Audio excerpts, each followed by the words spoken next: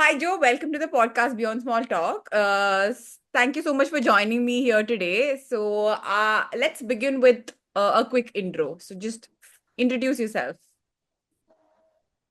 Uh, Hi, Shahana. And the three people who are going to listen to this podcast. I'm Joel My from the God. CEO. I am currently working as the area manager for Honasa Consumer Private Limited. Mhm. Um, None of you all know Honasa Consumer Private Limited. So it's the parent company for Mamaearth. Mhm. So I handle their retail business for Kerala.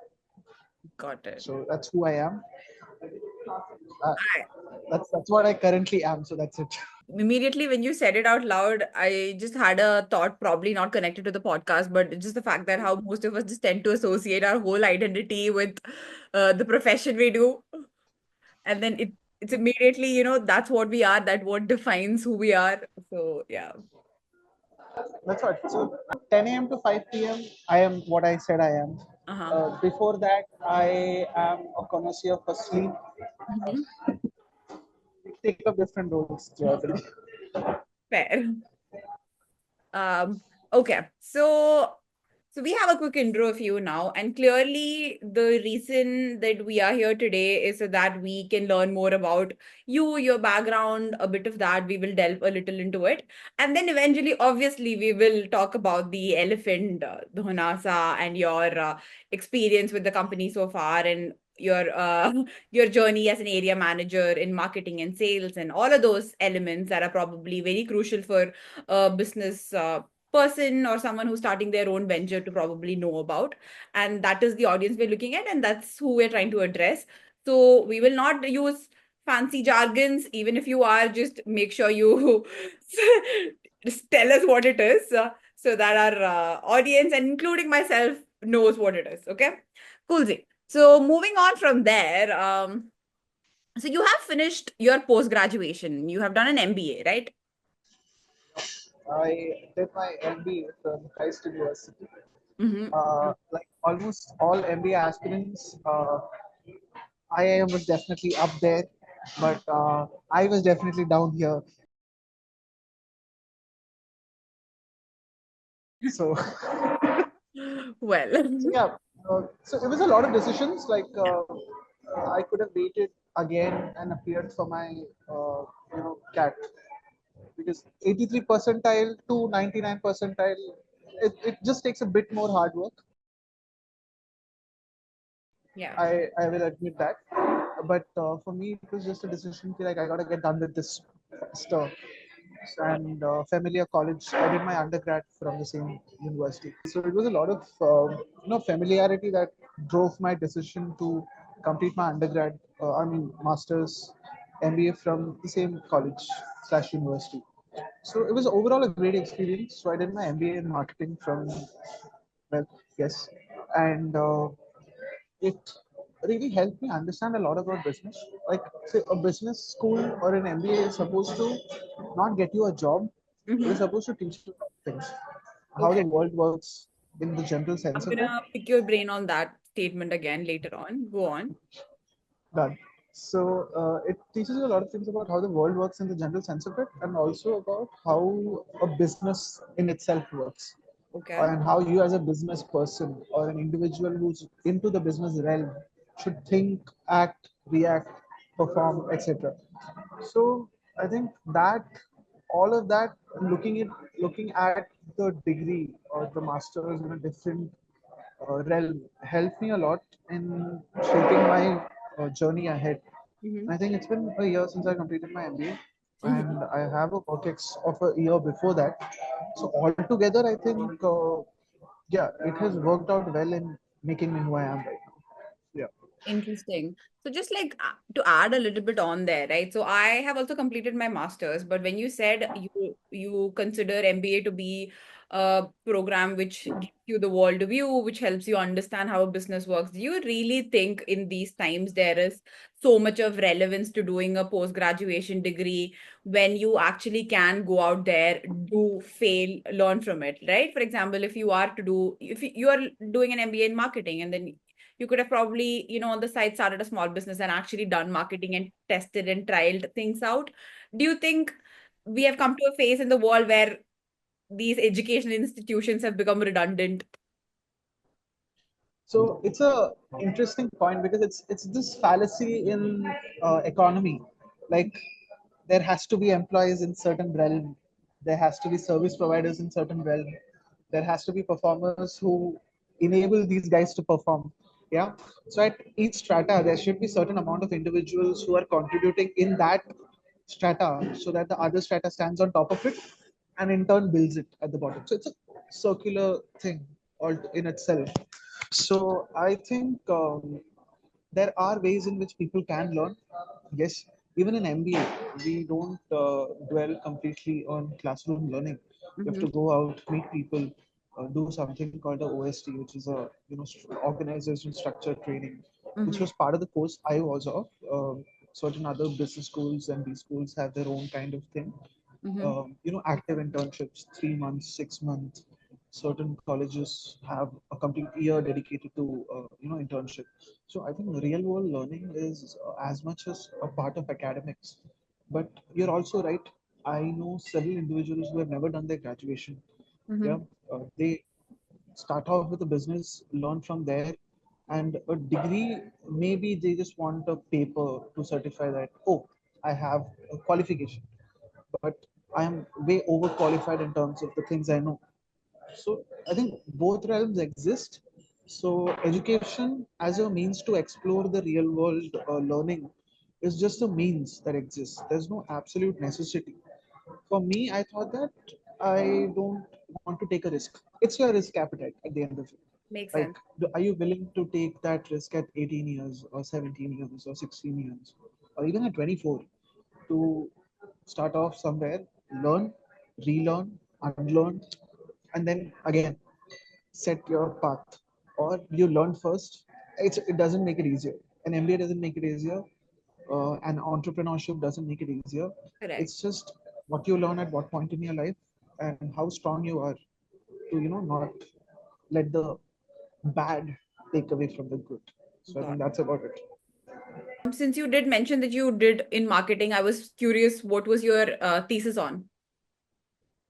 My thesis was on how influencer marketing is not just a game of likes and comments. Mm-hmm. It's about certain other aspects, certain variables that general population associates with an influencer.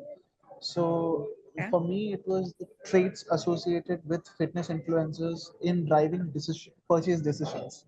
Okay. So the traits like likability, familiarity, and admiration, all those things. Like you don't simply like a content for the content; you like the person. Correct. Like uh, if if I have to take a blunt example, if a conventionally attractive person is selling me something, Mm-hmm. I would it would at least have my attention, Mm-hmm. yeah, rather than the product. Mm-hmm. So that sort of a deal. Got it. Very interesting topic. I feel like we need to understand a bit more about it. So so curious to know more about influencer marketing, right? Because I feel like we live in this day and age where you are sold a product every other second of your life, either through Instagram ads or Facebook ads or, somewhere or the other. And I feel like it's so ingrained in our day-to-day lives now. And they do tend to wield a lot of power from the position they are in. But I really wonder, you see these posts about these enormous amount these influencers are paid in order to do the marketing for several brands, but it makes me really wonder, what are the conversion like? Are they only good for lead generation? Does that lead actually turn into sales for or make money to the for the brands? How do you know? So So what my thesis was actively working on is designing metrics. So a further study for my own thesis would be to design metrics to analyze influencer performance. So it's a Okay. aspect of performance marketing where there are terms like CPC, cost per click, click through rate, CPC. Basically, if I put out a link out there for which I paid 500 rupees to make a link, and I'm sharing that link to you and 10 other people. So Mm-hmm. from the 10 people, if 5 people click on it, that's a 50% click through rate. Okay. Get it? So 9 people click, that's 90%. If all the 10 of them click, that's 9, 10, 100% click through rate. So Got I can analyze the performance of what I paid for. So that's an aspect of performance marketing. There are other metrics as well if you go down deep into it. So influencers generally don't have that. Sure, you can take a custom link for an influencer, it. yeah, and analyze that.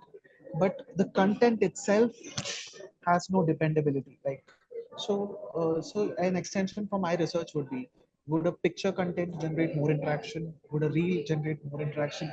And within a reel, does a lifestyle blog do the trick, or does a cook with me or get ready with me do the trick? So designing metrics on that. Currently, we don't have anything. We mostly dwell on performance marketing, and some of the influencers who do charge exorbitant amount Yeah. for marketing a particular product or a service. It's basically from the fact that it's based on the follower count that they have, Got the it. following that they have, the kind of influence they have on the general public. Yeah. So it's that is what depends. Yeah. So of course, in general sense, the larger amount of followers you have in the general world, you have more credibility. Yeah. So all those things usually do encourage companies to make a decision on taking a bet on certain individuals. But currently, there is zero guarantee as Yeah. to how much it will deliver. But there is definitely AI in the works which can analyze content engagement, Mm-hmm. the type of content engagement. Yeah. So algorithms can further reduce it. But for the general public, there are no active figures. For example, I told you CTC, right? Yeah. CTC, even I can check. Like Mm-hmm. 10 people click, I can see how many orders I got for a particular link. Mm. For an influencer, the content itself that has no dependability. Got it. Again, it's more digital.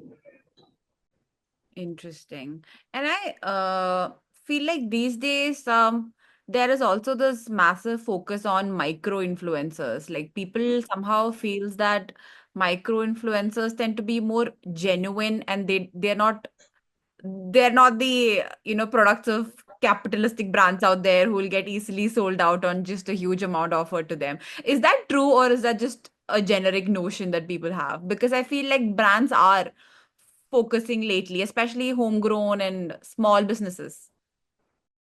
So there's this interesting thing how the world works. It's called it's this. I can't reduce the concept in psychology. It is from, but you would have heard of it. Being a social science student or someone from policy, class consciousness. Yeah. So the bigger the influencer, the bigger their understanding of their crowd, the bigger their self-importance. They know what they're worth. Yeah. At the end of the day, it boils down to that. I know my content's worth this much, so why should I step down? Yeah. And after a point, the audience deduces that. A blind audience might not, but a conscious audience which consumes the content for purpose, of course, deduces it. So that's why you get a lot of backlashes. I Mm-hmm. didn't expect you to do this content. I didn't Correct. expect you to promote this. I expected better from you. All those things. Yeah. So when it comes down to micro influencers don't have a niche.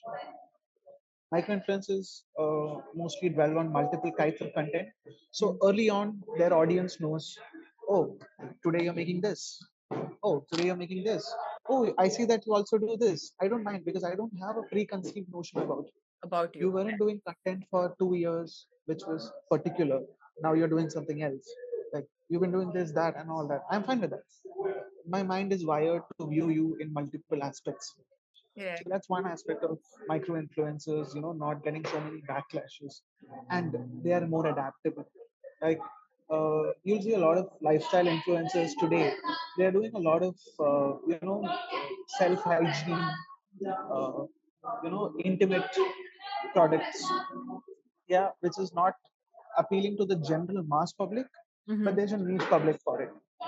Okay, so you don't get a big influencer to do that for you because being a niche product, Yeah. the even the company knows that I'll get a backlash on it.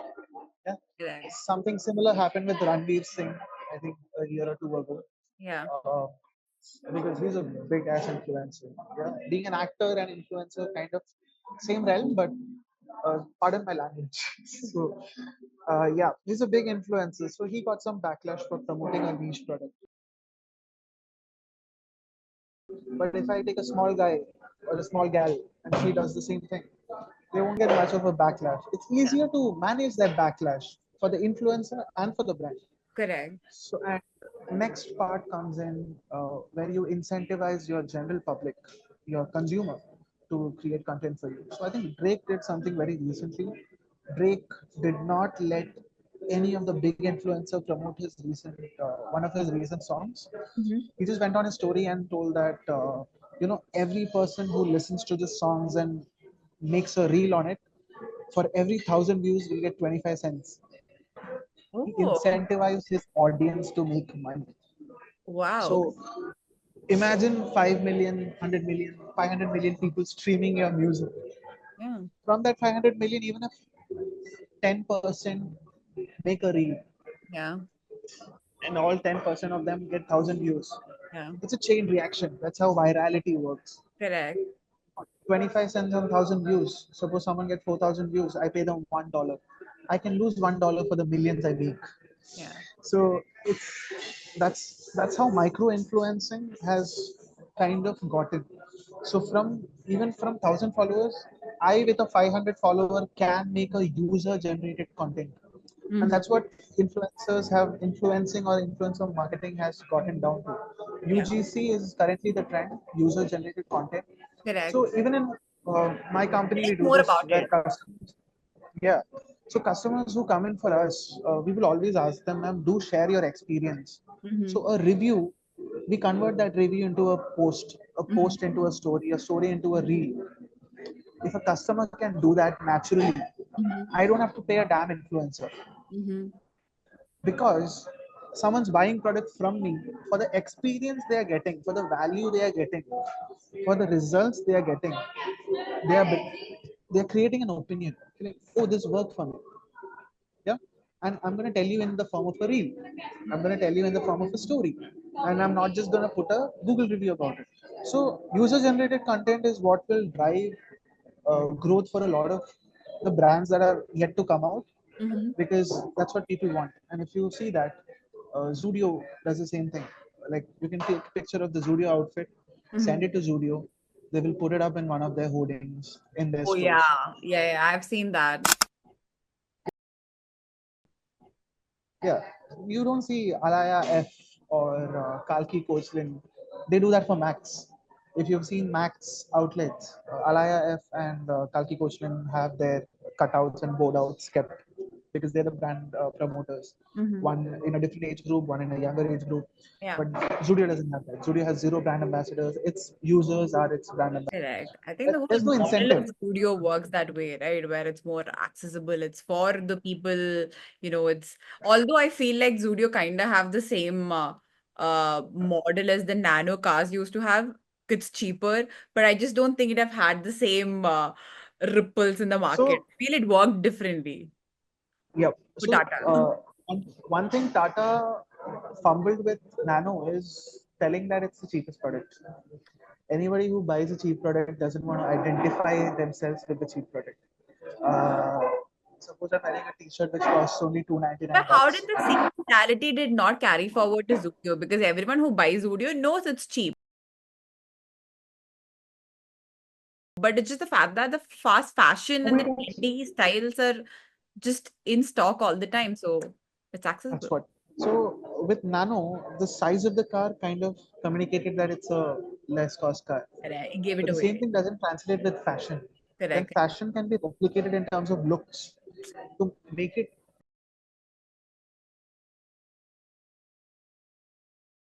translate as cheap, even though the pricing might. But once I'm wearing it, I'm styling it. Yeah, and the Correct. people who style it better don't have to worry about the price of it. And that's even nowadays, I think fashion has taken a different definition. It's no more about high cost is not high fashion. High fashion is styling. I can buy a t-shirt, buy a muffler, baggy fit jeans, and a good sneakers, and a couple of accessories. I can pull off a look that walks down a Paris fashion show. Yeah. Yeah, maybe it's a hypothetical situation. The ones who can do it, I I don't know how you do it, but there are people who can do it with the taste and the thinking and the Correct. the Yeah. design But mentality. there are like And influencers who have made a whole career out of just making the replicated models of famous red carpet. exactly my point. So I think there's this Western influence. I'm forgetting his name. This is really injustice to the fact that we are bringing up examples, but I can't remember names. So this guy, he dresses up as concepts. Like someone will randomly comment, "Can you do Harry Potter Goblet of Fire paperback edition?" And Oh. he will style his outfit according to that Yeah, book's I covers. have watched him, yeah. You would have come across it. The algorithm works that way. But like crazy stuff, man. Like it's not about summer, fall, winter anymore. Like you can style. Like I'm sitting in a cafe right now. Like someone could say style as Starbucks. So he'll mix brown and green and create something. Yeah. So And and it's it's never the original. label. The idea is original, it's fresh, it's new. There is a Exactly. novelty to it. And I feel it's probably the one who started it off, right? Like making it popularized. So I feel like that niche belongs to him now. That's really the essence of how fashion works. It's never about labels. Labels are created for someone to kind of recreate it or relive it because they can't. But someone who actually embodies fashion can create stuff out of nothing. They don't have to worry about, oh, I don't have a Zara t-shirt. Oh, I have a t-shirt, maybe I can make it look like something Zara would design. Yeah. It's really that narrative. So I kind of want to recall our conversation about UGC because I feel like we haven't discussed it enough.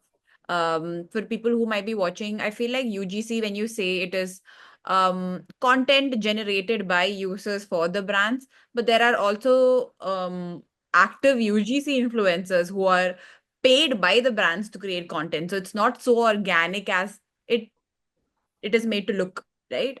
Does that like affect the believability factor of these influencers? Because we also are aware that there are UGC content creators who are exclusively like paid to give reviews, right? And most of them good reviews. So No, UGC doesn't work on monetary benefit. It works on value benefit. mhm. So how it works is that suppose you create a content, yeah, you get a 50% discount on your next purchase, or you get featured on a poster, Got you get it. you get featured on the website, yeah, you become a top voice of the company, you will be called for opinions, things like that. It's incentivized. You feel valued. It's not always going to be money. Yeah, Mm-hmm. because see, again, it works on different psychological levels. Like, do you need the money for it, or do you need the recognition for it? Mhm. Recognition goes a long way. Yeah, Royalty goes a long way. Money is a transactional benefit. yeah, So it really depends like that. For influencers, it's mostly gonna be money because for got it. this 5 minute reel, I'm gonna charge this many lakhs, this many thousands, or it's gonna be like a shared revenue. Nowadays, even film stars are doing this thing called revenue sharing model, Mm-hmm. where they will not charge upfront for acting in a movie as a fee. Instead, Yeah, if the they film take, performs well, I'll take 10% of the box office collections. yeah, So that's a win-win for them. Like if it makes 200 crores, what I would have earned as 1 crore as my salary acting for fee. 2 months of Yeah, work. 10% of 2 crores is 20 crores, correct. right? And if they draw up a deal like a lifetime deal or like a 5 year deal, every sale can draw them like action figures, CDs, events, music. हर बार जब गाना बजेगा, like every time a song is played, that's a film, that's a producer's right. So these guys act as producers. Yeah, Producers get the money. I think recently it happened with Dhanush and Nayantara for correct. using that small clip for his movie. Yeah, He demanded that amount because that's how it works. That's how economy works for them. So it'll all boil down to the fact that it's not going to be mere monetary benefits. yeah. Look at future transactions or benefits you can draw from that collaboration. So UGC is about collaboration rather than I will pay you for this. And I think there are also influencers who does barter collabs, right? Where they don't take money, they'll just take the product instead. Art clubs are a thing now. We also do it. We sometimes do it with some of our influencers based on what kind of content we are creating. If it's a BTL level activity, for example, so in marketing we have something called ATL and BTL. Mm-hmm. So there's a line which separates the mass crowd or the mass media from the more traditional. I wouldn't say traditional, but immediate vicinity. Okay. For example, a mass radio announcement or a TV ad or film insert. Those are above the line activities which require high cost, high coordination. Multiple levels of things happening to for that to be executed. Those are above the line. Below the lines are where you get your gift vouchers, your mall communication, flyers, pamphlets, all those things. So influencers come somewhere in the middle. Okay, Mm-hmm. they are more closer to the line because they're not mass level. But again, if I hire Ranveer Singh and make a reel, that's above the line, definitely above the line. But again, if I hire an influencer to make a store reel, like how was your experience shopping at my store? Again, that's an influencer marketing that happens at a lower level. It's below the line. So for most of the below the line expenditures or transactions, we rely on barter as a mode of payment because again, it's the value, right?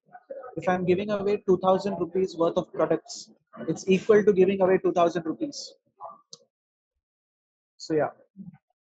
Makes sense. So cool. So you mentioned you are an area manager, which means there are in-person outlets that you have to probably manage, I'm assuming, under, I think your area or jurisdiction would probably be the South Belt or Kerala, right? So, like, tell us a bit about that. Like, how does that work? How many stores do you have, are you managing, and how many people are there? Once you give me that information, I'll have follow-up questions for you. So I manage about 10 plus outfits in across Kerala. Hmm. I mean, there's no point in much hiding this information because, of course, you can search it up. It's there on Google. So yeah, manage about 10 plus outfits in Kerala. So from Kannur uh, till Trivandrum, we have these 11 outfits. And about average 28 to 29 people in the team. So that includes store managers, and we have some people called BAs, beauty advisors, uh, who consult on your skincare requirements, ask suggestions, give you suggestions for products, tell you how to use these things, and all those. So that's pretty much it. And yes, my jurisdiction is currently Kerala. Perfect. I'm not sure if that's the word you guys use. No, it's area. Fair. Okay. So when you talk about building an outlet in-person store for a brand, what are a couple of factors that you need to keep in check or keep in mind? Before opening a outlet. Correct. Like in order to make sure that you provide maximum customer satisfaction and experience for your customers, what do you have to keep in mind? So one thing is the brand itself, the product, not even the brand, the product. Like, is there a market for this, right? So tomorrow, just because I sell FMCG products, I can't start a standalone store, right? Like Parley and Britannia are, the the major players in the biscuit market, cookies slash bakery biscuit market in India. Yeah. Doesn't mean that tomorrow they're going to start a exclusive outlet which says Britannia goodies or Yeah. Parley goodies. Right? So you really got to understand the product market fit in terms of opening an outlet.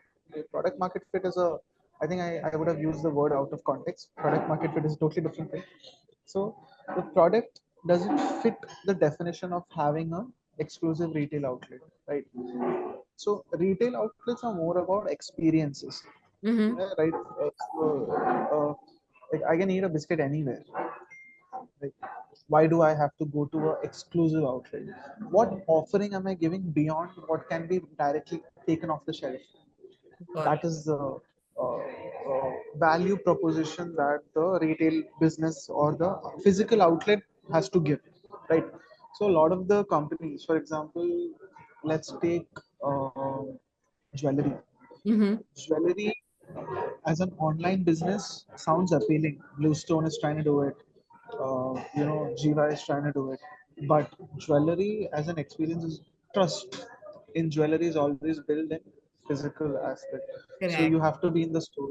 Someone has to show you suggestions. Yeah. And why a physical outlet would also make sense for certain businesses is a higher value you can get out of it, and that's why businesses make a decision for that. So jewelry, if I'm shopping online, I'm always concerned about the price because I can always see the price under the product. Like, I mean, sure, there is not much research done for it, or maybe, but uh, the underlying fact is that as long as I'm seeing the price as soon as possible, I'm Yeah. always thinking about the price. Right? So Correct. if my budget is 5,000 rupees, I will look for the products between 5,000 and 5,500 or 6,000. I will never go beyond that. Right? So I will filter it. I'll get a list of 10 products. Within those 10 products, I'll choose one. If I am feeling flamboyant, I'll choose two and I'll check out. But if I'm in a physical store, Yeah. my budget might be 5,000 in my head. I came out, I'm looking at jewelry. I like this design. I like that design. I have to flip the price tag to see the price. Option is still there. Mm-hmm. Experience is still the same. But someone is suggesting, someone is guiding me, someone is helping. Mm-hmm. More options, catalogs. Right. I look around, I see necklace. Can you pull the necklace? That's I'm just talking as jewelry as an example, but that's how physical stores would make sense for certain brands, right? One, the product has to make sense. Correct. Secondly, higher value from the customers. Yeah, higher value from the customers, and thirdly, the experience itself. Right? Correct. I think that applies, right? With example like Legoland and M&M's, these stores also are very all about experience. Like their product is probably not even so big that they that you can showcase, but it's more about their merch, the slides for the kids, and it's very interactive. As you said, they Yes. build a whole experience out of it. It's all the sensory, all of the five senses comes into play there. Exactly, exactly. The five senses is a very interesting factor because so if you walk into a Louis Philippe, it's a Aditya Birla fashion brand. Mm-hmm. If you walk into a Louis Philippe or a Van Heusen, there's a signature smell over there. Let's leave that.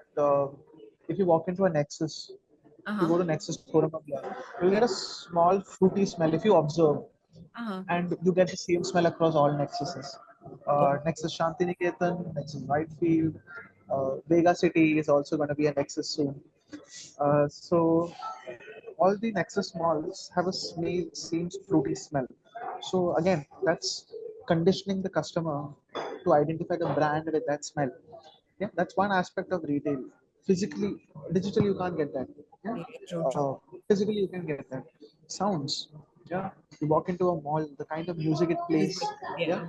certain malls have an entrance music. Like when the door opens, there's a music. So every time you might hear that music in the general environment, it's basically Pavlov's dog. You might think of a shopping experience, Yeah. indulging experience. Oh, retail therapy. I have not shopped in a very long time. I should go to the mall this Sunday, Saturday. So that happens. So the five senses, yes. And I think I'll also bring in this example. I told you about how biscuits don't have an exclusive outlet, right? Mm-hmm. So a lot of the new age chocolate brands, if you observe, Correct. have an exclusive experience center. So Outlet, the correct. one example I can use is in Cochin only there is this company called Voce, Voce or Voke, Is it Boca? VOCC, Is it Dubai Boca. based I one? guess I guess yeah Yeah. the Dubai Dubai based. chocolate. Founder is Yeah, a the Dubai. Indian. Yeah, yeah. So he's a Mallu. He's an Indian. I think he tried on several different brands, but Yeah. or different ventures. And finally, he settled on chocolate, and he opened it an experience center. Like it's a small brand, like maybe 5 6 years. Cadbury doesn't have an experience center everywhere. It might have in certain countries, sure, Whereas Lind, on but the other hand, is a whole different story when it comes to experience and chocolate. exactly, exactly. So, uh, chocolate as an experience, it's a single product. Chocolate. How different can you make chocolate? Yes, flavors, but again, flowing. You can make your own chocolate. Yeah, how chocolate is made, all Yeah. those things. So again, from a product, you create an experience out of it. And that's the only way a retail outlet can make sense. An exclusive retail outlet. Sure, there are chocolate outlets. I think in Dubai and UAE, you will find these $1, 1 dirham, chocolate places where you can buy all these Snickers and all those things together, and it Yeah, only sells chocolate and dry fruits, all those uh, indulgent things. So I think that's what the retail experience sets apart: product, experience, and value. makes sense. Interesting. Um, can you seem to recall probably any brands or marketing campaigns in specific that I think you have personally been or admired? You saw it and you were like, wow, like someone actually thought of that and they pulled it off. For me, there's a lot, like a lot, like Anything right at the that comes top to of my head. From the top of my mind, so there was this campaign by Coca-Cola back in the day. It was Thanda Matlab. mind? Uh-huh. Uh, it's really crazy because so there were multiple campaigns. I think it was Prasoon Joshi who did it. Prasoon Joshi, if you didn't know, is the mastermind behind BJP's infamous campaign back in 2014, which is Apki Baat, Modi Sarkar. So he's known for his creative ways in which he puts forward opinion, and especially his small slogans that was what does the trick. Because "Abki Baar Modi Sarkar" is a it's almost poetic. So back when he was working for McCann Erickson, it's an ad agency. So he did this campaign for Coca-Cola, which was simply "Thanda Matlab," and he was supposed to fill in the blanks for that. Mhm. Thanda matlab Coca-Cola, because and it played into the brand actually wove that narrative into different aspects of Indian life. Uh, because I think Coca-Cola was still trying to build that brand after the liberalization back in 1991. Once it came back, it still had some building to do. So this was, I think, early 2000s when they started this campaign where I think a daily wage worker is lying, Yep. and there's a rack of Coca-Cola bottles that is giving him shade. And the caption was just "Thanda Matlab," and he's lying down in scorching sun after I think what would be a heavy day of work, and it's just a crate of Coca-Cola providing him that shade, that cooling. So it's Thanda Matlab, and I think they collaborated with Amir Khan also for the same Thanda Matlab. Guests coming to your house and wondering what's there to drink, and they ask, "Kuch thanda peene do." So it's Thanda Matlab. It's Coca-Cola. It's not squash. It's not tang. It's not something else. It's not even Thanda Pani. So what I Thanda think Matlab. very effectively managed to do there was they took their whole like so they know that their product is like usually served chilled and cold and there's so many soda drinks and cold drinks out there that are chilled and served like that. So they took the whole identity of that and then just associated it with one brand, which I think Yes. is massive. And I think that's where the whole like idea of storytelling and building comes into play, right? Where you start, these brands where they have, um, so they become the synonymous word to the sector or the niche they play in, right? So I think that's an interesting segue into this one niche point about products and brands. Yeah. Certain times in our general life, general public, mass public, they don't really understand brand versus product. For Mhm. example, Xerox Correct. and Xerox. Xerox is the company which is Correct. behind photocopying machine, photo imaging, even cameras and films. Xerox does that. But the process of creating a copy of something became synonymous as Xerox and not making a copy. Nobody says iski copy bana do. Xerox liya kya? So could you take a Exactly. Xerox for this? Another instance would be JCB. Yeah, maybe Mhm. for the international audience, they know the difference between earth mover, a land mover, excavator, and all that. For Indians, It's मिट्टी JCB. निकालना है JCB. It's that massive And yellow JCB. exactly, that massive yellow JCB. Imagine my plight once I got into brands and all that, or automobiles. Imagine my plight to discover that there are brands. that make earth movers, and JCB is just one One. brand from UK. There is Hitachi, there is Bobcat, there is Cat CAT. That's, I think it's American. There are companies. Hell, like even this thing. I think I'm missing out a few things, I think but like yeah, Vicks, for example, I think with that what Band-Aid. Band-Aid, Dettol, Yeah. yeah, Dettol, Harpic. Harpic is also Correct. somewhere people don't know. People were like, Harpic से साफ किया क्या? They ask. Yeah. They never ask. Domex अलग है, Harpic अलग है. Mr. Muscle. I mean, I don't think half of the listeners would know any of these brands, but it's always gonna be. Did you clean with Harpic? Did you clean with Dettol? Yeah. Pampers. That's another thing. Pampers. It's never Oh yeah, baby that's so snuggie. true. Yeah. It is not, you don't ask for a Snuggie, you ask for Pampers. That's for Pampers. And then came multiple brands: Johnson Johnson, I Mami think for Poco. a brand to have that kind of effect on the mass where they start replacing, the word synonyms to that with the brand name, I think takes a lot and lot of years of dedicated It takes marketing down to the grassroots, right? marketing on the grassroots, yes. It takes first mover advantage is one thing. Like Hmm. when I think Pampers Amul became had that. Pampers. I would say is a brand that probably had that where they could they still don't need to probably do a lot of any other marketing channels. They just need to focus on making those cartoons. Keep that going. True. So I think Amul's. I'm forgetting the name. I should know these things. I work in marketing. So the girl that is Amul's ambassador, that is the longest running marketing campaign in history, perhaps. Wow. As far as I remember, it's the longest running. So like that tabloid, that kone mein what, it keeps up with current affairs more than I can or anybody can. True, true.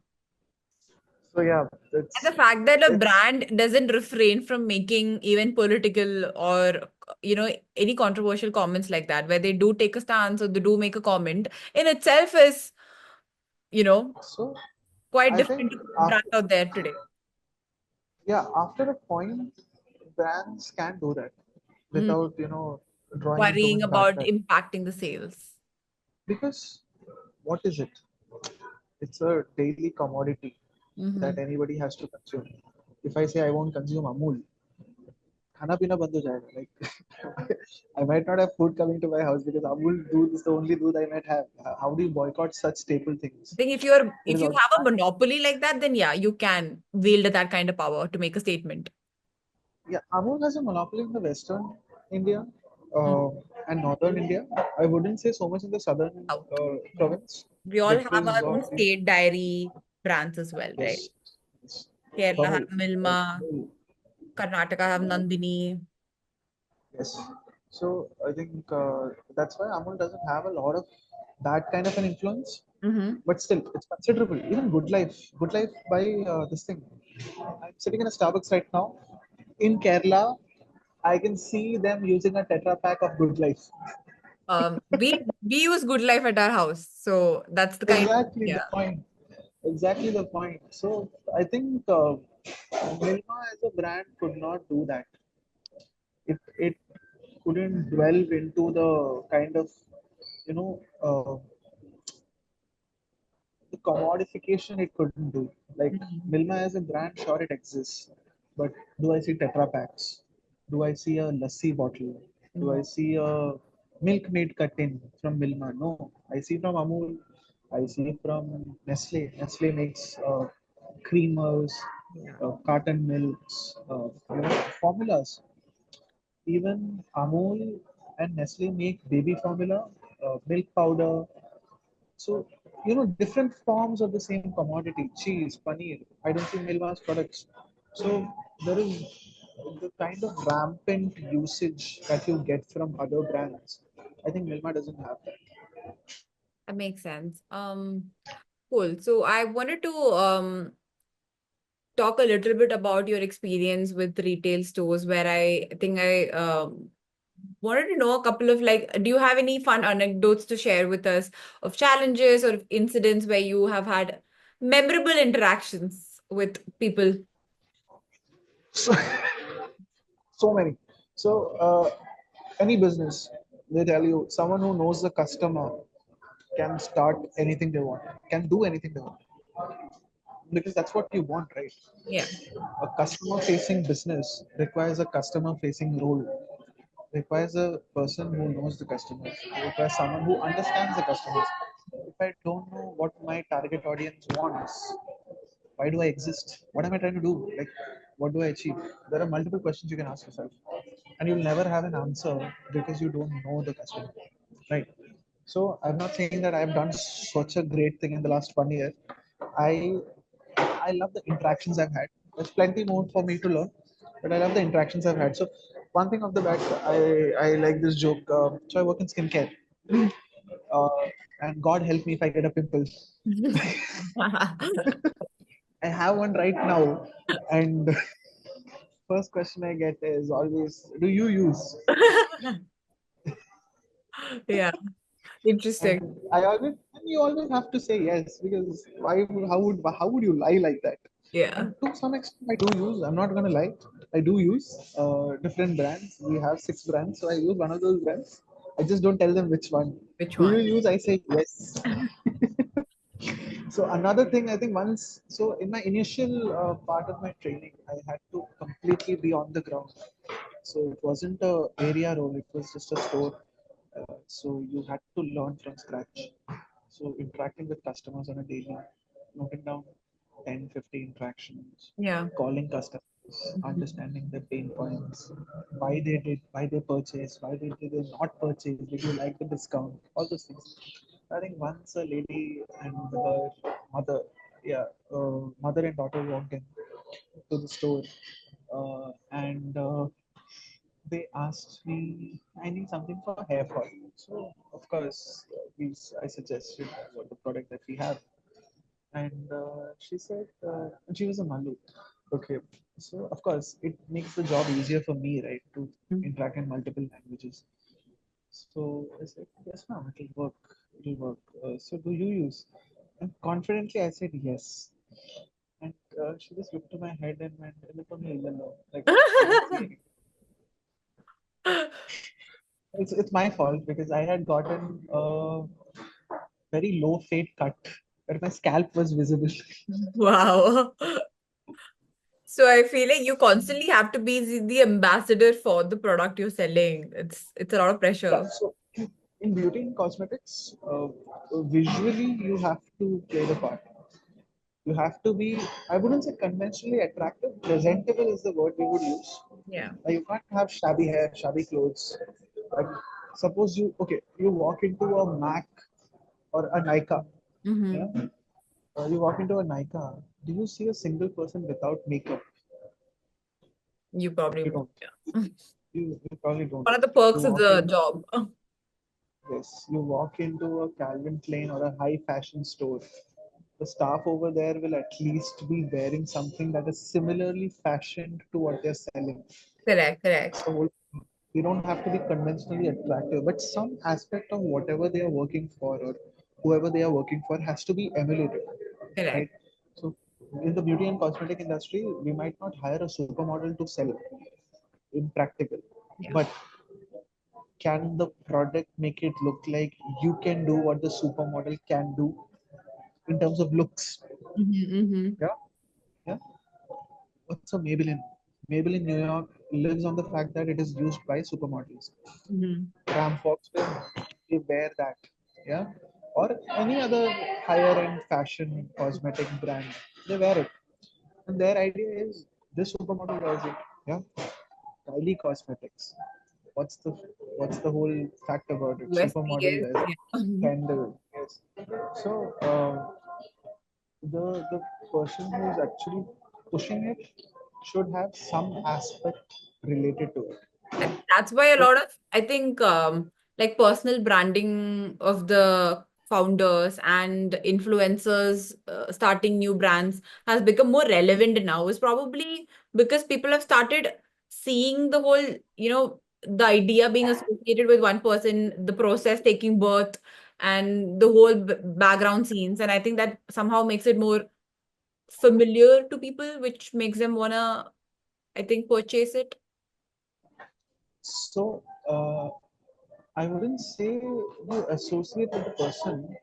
For example, I'll tell you what. I think what you're referring to is the Shark Tank effect. Yeah, yeah. The Shark Tank effect is a What? How very would you define different Shark Tank scenario. impact?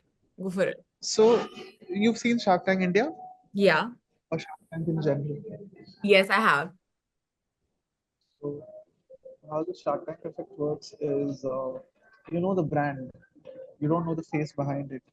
So what Shark Tank gave these founders the opportunity to say that, hey, we are the faces behind it, and there is certain facts that the individuals don't portray completely. That certain of them are co-founders. They're Mhm. not the founders, Mhm. right? Like for example, Aman Gupta didn't invent headphones. Mm. He's just another uh, audio product seller in the market where JBL exists. Boat is just another audio seller, an audio product seller in the market. Aman Gupta gets to say that I am the face behind it. I created the company, I ran the company. Yeah. But nobody thinks that he's a co-founder. Right? There's another guy with him who created this. Right? There's a bunch of people who helped them build it. But no. Now you associate both with Aman Gupta. Next would be Sugar Cosmetics, Vinita Sharma. Same thing. People know the brand.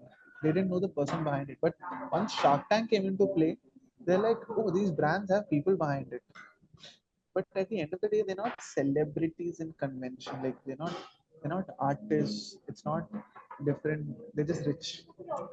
There's a differential aspect to it. They are celebrities because they are businessmen on a business show, not Correct. because Which they're a where pop people artist or an. associate a lot more other different soft skills with them, like resilience and hardworking and so and so.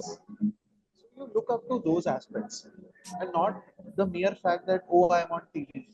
Like Correct. of course I wouldn't scoff their hard work like that. They have worked to be where they are, but people don't associate the popularity of TRP with it. It's more about, as you said, hard work, determination, grit. I think Aman Gupta, he I think he did two or three different startups before both finally clicked. Yeah. Mhm. Same thing with Shadi.com. Shadi.com wasn't very popular when it began.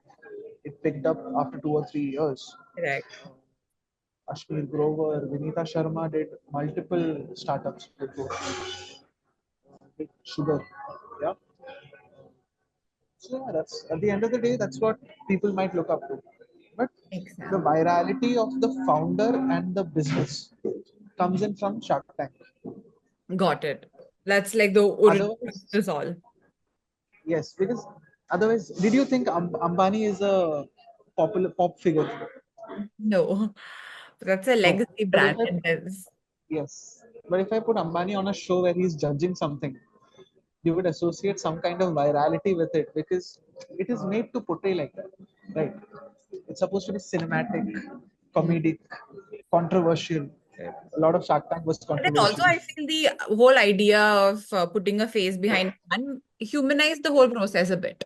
It's not all about money or not all about selling a product.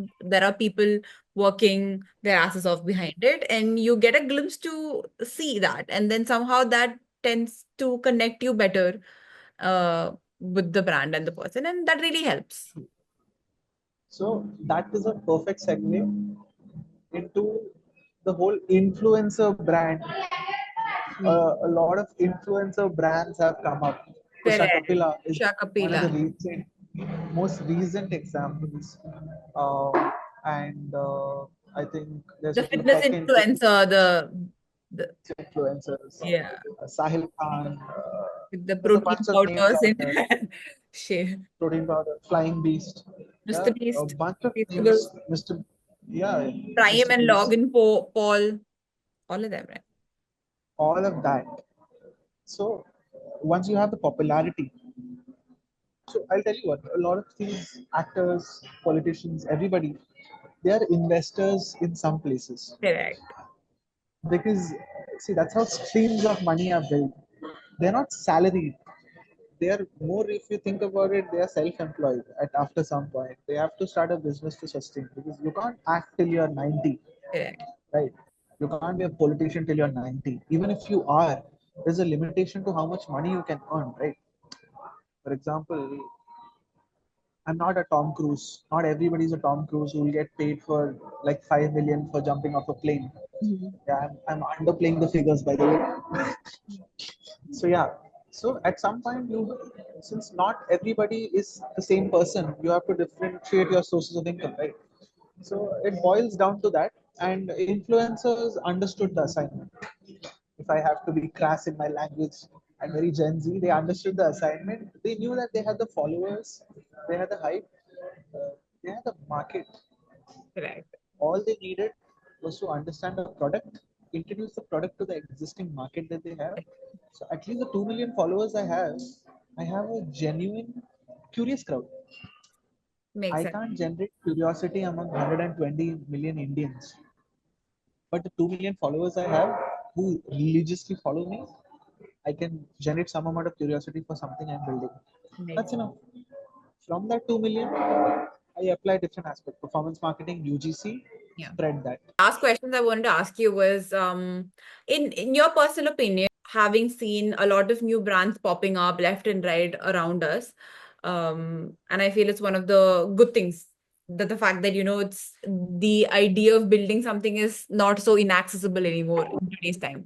So, what do you think are a couple of biggest mistakes these small businesses tend to do when it comes to their marketing, or do you have suggestions for them? Product market fit. Like not everything you think needs a market, needs a product. Like you are spinning problems out of already existing solutions, or you're selling a solution for which a problem doesn't exist. uh, and repetitiveness, like you can split the market so much.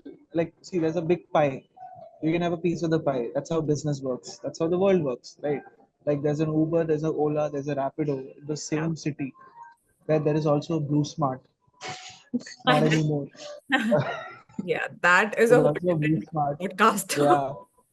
Yes, there's a Zomato, there's a, let's take quick commerce, best example. There's a Flipkart 10 minutes, there's a grocery from Big Basket, there's Zepto, there's a Swiggy, there's a Blinkit, all in the same market, right? So I think the pie slices become so thin that you're not eating enough, right? At least the slice needs to be big enough to take a bite. So Yeah. I think a lot of the businesses, one example I'll give you is the study abroad market in Kerala.